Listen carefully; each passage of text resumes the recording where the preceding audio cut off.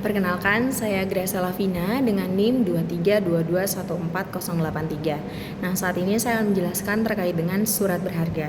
Surat berharga itu adalah alat bukti hak tagih dan alat pembayaran yang dapat diperdagangkan.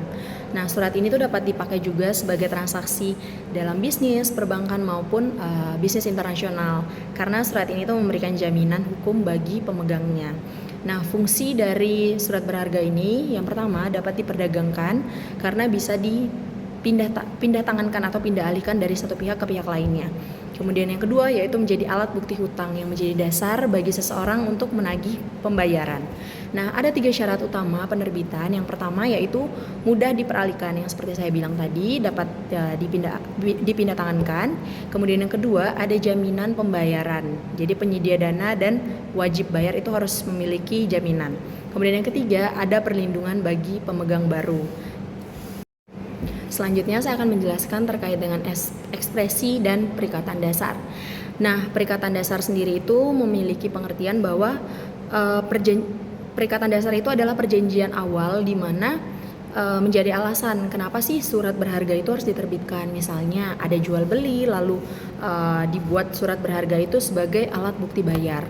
Nah, ada ekspresi relatif juga nih. Ekspresi relatif itu adalah keberatan yang muncul karena masalah hubungan pribadi antara para pihak. Misalnya vendor belum memberikan barang sehingga belum mau dikeluarkan surat berharga itu. Kemudian ekspresi absolut itu keberatan karena surat berharga itu cacat ataupun rusak ataupun salah. Misalnya surat berharga itu nggak ada tanda tangan ataupun cap dan lain sebagainya. Nah, saya akan menjelaskan terkait dengan jenis-jenis surat berharga. Salah satunya yaitu wesel. Nah, wesel itu adalah surat pemerintah bayar. Jadi penerbit itu memerintahkan para pihak untuk bayar sejumlah uang kepada pemegang surat. Syarat formal yang ada di wesel itu biasanya harus ada tulisan wesel, pemerintah tanpa syarat, nama yang disuruh membayar, kapan dan di mana harus dibayar, nama penerima, tanggal, tempat, dan tanda tangan penerbit.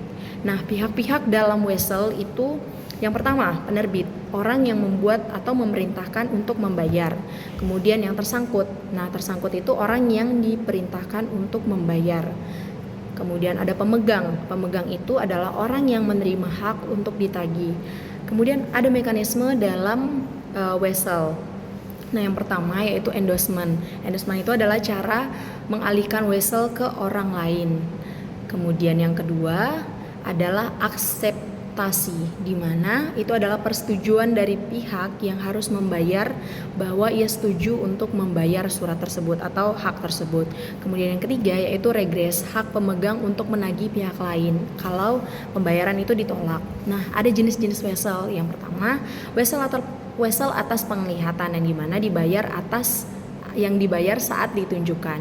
Kemudian wesel sesudah penglihatan dibayar beberapa waktu setelah ditunjukkan. Dan wesel penanggalan dibayar pada tanggal tertentu.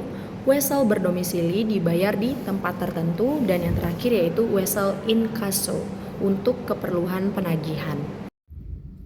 Baik, untuk yang selanjutnya saya akan menjelaskan mengenai surat sanggup atau promissory note. Nah, berbeda dengan wesel yang berupa perintah, surat sanggup itu adalah janji dari penerbit untuk membayar sejumlah uang kepada pemegang. Nah, surat ini merupakan bukti hutang dan bisa dialihkan dengan endorsement. Lalu, untuk yang selanjutnya adalah cek. Nah, di sini cek itu adalah perintah tanpa syarat kepada bank untuk membayar uang kepada pemegang. Nah, karena fungsi cek adalah alat bayar tunai, maka tersangkutnya harus bank. Di sini, cek itu akan berlaku selama 70 hari sejak diterbitkan. Perlu kita ingat, cek kosong atau tanpa dana dilarang karena merugikan pemegang. Lalu selanjutnya adalah perbedaan antara cek dan wesel. Perbedaan dengan wesel itu cukup jelas karena cek merupakan alat bayar tunai sementara wesel adalah alat bayar kredit. Cek tidak mencantumkan hari jatuh tempo sedangkan wesel wajib mencantumkannya. Dan yang paling penting, tersangkut cek wajib bank sementara wesel tidak selalu. Kemudian selanjutnya ada billet giro. Nah, Bilet giro adalah perintah untuk memindah bukukan dana dari rekening penerbit ke rekening pihak lain. Bilet giro tidak bisa diuangkan langsung, sehingga ini berbeda dengan cek. Lalu selanjutnya adalah mekanisme pembayaran perdagangan. Dalam transaksi perdagangan, ada beberapa mekanisme pembayaran. Yang pertama adalah advance payment, di mana pembeli membayar di awal sebelum barang dikirim. Lalu yang kedua ada wesel inkasso, yang dibedakan menjadi DP dokumen diberikan setelah pembayaran dan DA yaitu dokumen diberikan setelah akseptasi wesel. Lalu yang ketiga ada open account, yaitu pembayaran dilakukan setelah barang diterima. Lalu yang keempat ada konsinyasi, di mana pembayaran dilakukan setelah barang laku dijual. Selanjutnya saya akan menjelaskan letter of credit atau LC. LC adalah janji bank atas perintah importir untuk membayar eksportir selama dokumen yang diajukan sesuai dengan syarat. Pihak-pihak yang terlibat adalah eksportir sebagai beneficiary, importir sebagai applicant, issuing bank, dan advising bank. Nah, selanjutnya saya akan menjelaskan mekanisme LC. Alur kerjanya adalah yang pertama, eksportir mengirim barang lalu menyerahkan dokumen ke bank. Lalu, bank memeriksa apakah dokumen sesuai dengan LC. Jika sesuai, maka bank membayar eksportir dan meneruskan dokumen ke importir untuk mengambil barang. Selanjutnya saya akan menjelaskan tentang jenis-jenis LC. Antara lain adalah irrevocable LC yang tidak bisa dibatalkan sepihak. Lalu ada confirmed LC yang dijamin oleh dua bank. Lalu ada standby LC yang digunakan sebagai cadangan. Lalu ada revolving LC, yaitu red close LC yang memungkinkan uang muka. Lalu ada transferable LC dan juga back-to-back LC. Nah, sebagai penutup, surat berharga merupakan instrumen penting untuk menjamin kepastian pembayaran, mempercepat transaksi, dan menjaga keamanan perdagangan.